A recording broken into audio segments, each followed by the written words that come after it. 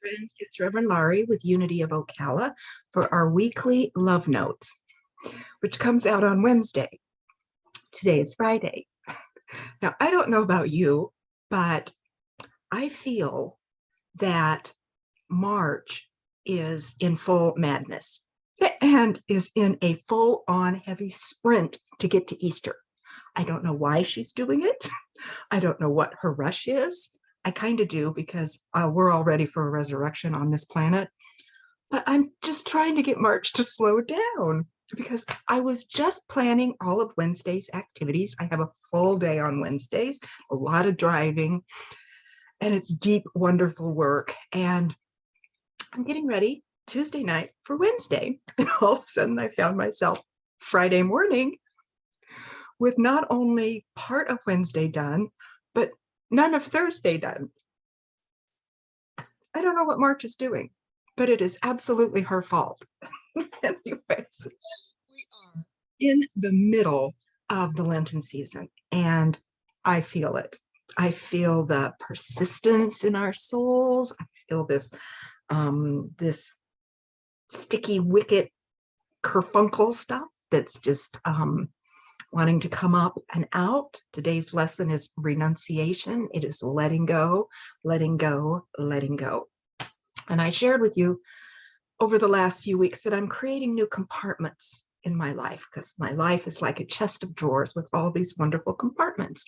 And I realized that I need to broaden my drawer, my chest of drawers. I need to add a few compartments. And I was reminded of a book I read that just rocked my world and millions of other readers. It was from an author called Cheryl Strayed. You probably have heard of her. She wrote the book Wild. After some of life's most challenging and devastating experiences, she found herself hiking the Pacific Trail, the entire trail. And she records her experiences with such profound authenticity and truth and raw, real feelings. And I find myself so drawn to her work because I so often go in my shell, tuck myself in my compartment and zip up. My husband knew I would do this. He knew me very well. He told me our entire marriage, I know you better than you know yourself, Laurie Jo. And I'm going to tell you a few things because I know you. And he did. I was with the man from the time I was 22 to 62. He raised me and he knew me. He knew me well. And he made me promise him. Well, first, he's deciding who I'm going to be with after he's gone because he wants me to be with someone right away. Someone charming, handsome, would get me out of my turtle shell. So he wants to pick them because he loved to control everybody and everything. I'm like, you ain't doing that. And I'm not going there. I don't want anyone else. So he made me promise him that he would stop doing that. Promise to God on my children's life if I would make myself available, put myself out there, and at least let God work the show and not me. So make myself available, accept some dates. This is very uncomfortable for me and probably some of the people around me. But I found a loophole. I found a loophole with online dating, which is really strange to me. And I actually haven't gone on a date yet, probably won't ever. Please don't tell anyone. But it's a way that I can honor that I'm not going to hide in my turtle shell from the rest of the world, but I can still meet people and chat and talk. And I have. Loophole. He told me, I know what you'll do. 2 weeks. I'll give it 2 weeks after I'm gone. You will pack your car with your paints, your books, and your bike, and you'll be gone. You'll sneak away from the family, from your church, from life for a few months. You might come back and check in, but you'll give yourself a million excuses to do some spiritual retreat, some inner grieving and inner work. But those are your code words for I'm slipping away from the world. It's a little too much. And he says, I'm not going to let you do that. I'm not going to let you do it on this side or that side. So if it ruffles some of you that I am online dating sites, don't be worried. It's a loophole. Anyways, back to Cheryl Strayed.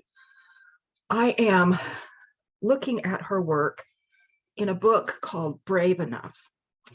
And I am giving myself the courage to not only make myself available to life in that way, meet new friends and new people, but to really get that old adventuresome spirit back.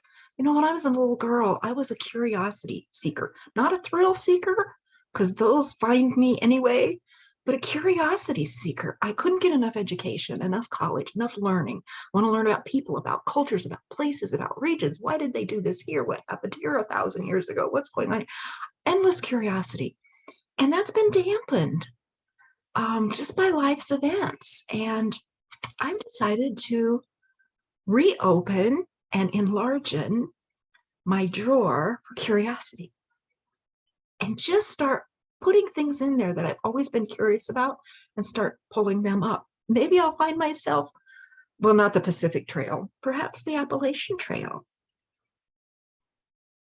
making myself available for God to do what she does now that she's in cahoots with my husband. Lord help me. I want to share a few things that my faraway BFF, Cheryl Strayed, has to say. Travel by foot. There is so much you can't identify at top speed. Did you hear that, March? Slow down.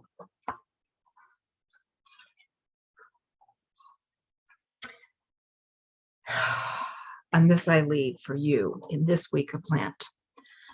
And I will see you on Sunday as we will go into a deeper dive of this study of God helps those who help themselves. We do not have the right to feel helpless or find loopholes. I'm listening. We must help ourselves. After destiny has delivered what it delivers, we are responsible for our lives. We are responsible for our happiness, for our joy, for our coming out of our shell and being willing to open to what that divine, special miracle has in store for us. So here's to getting out of our shells, being brave. Even if you need a few loopholes, that's okay. I'm not tucking all the way back into my shell. My head's still out. I love you. I bless you. God loves you. And I will see you on Sunday. Take care.